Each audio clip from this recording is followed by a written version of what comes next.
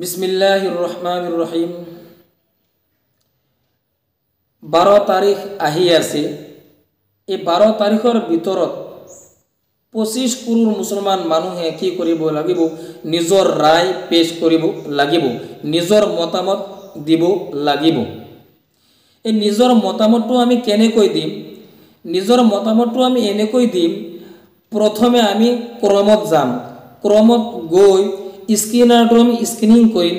তাৰ পিছত এই স্ক্যানাৰৰ মাজত এটা লিংক আহিব, সেই লিংকত আমি ক্লিক কৰিম।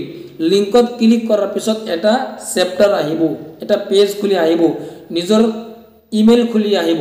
এই ইমেইলত একেবাৰে তলত নিজৰ নাম, নিজৰ ৰাজ্য আৰু ষ্টেটখন লিখি আমি ওপৰত সেন্ডিং আছে তাত আমি সেন্ড কৰি দিম। এই SMS-টো আমি JPC পঠোৱাম। যদি আমি SMS-টো JPC পঠোৱাব পাৰোঁ তেনেহ'লে হ'ব পাৰে যে এই কানুন নহ'ব। সেইকাৰণে আমাৰ কৰণীয় যে 12 তাৰিখৰ ভিতৰত আমি 25 কৰোৰ মানুহে এই ইমেইল আমি সেন্ড কৰিম, নিজৰ মতামতটো আমি সেন্ড কৰিম।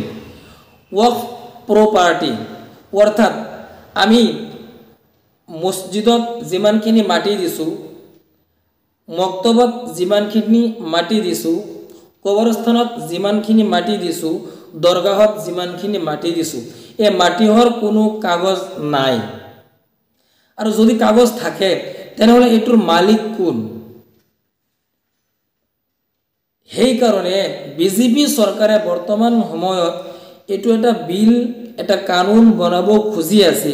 যদি এই বিলটো পাছ হৈ যায়, যদি এই কানুন হৈ যায় তেনেহ'লে আমাৰ হাতৰ পৰা এই মছজিদ, মাদ্ৰাছা, মাকাতিব, দৰগাহে ইত্যাদিবিলাক সিহঁতৰ হাতত গুচি যাব। সেইকাৰণে আমি 12 ছেপ্টেম্বৰৰ আগত আমাৰ এই 25 কৰোৰ মানুহে আমাৰ ৰায় তাত পঠাব লাগে।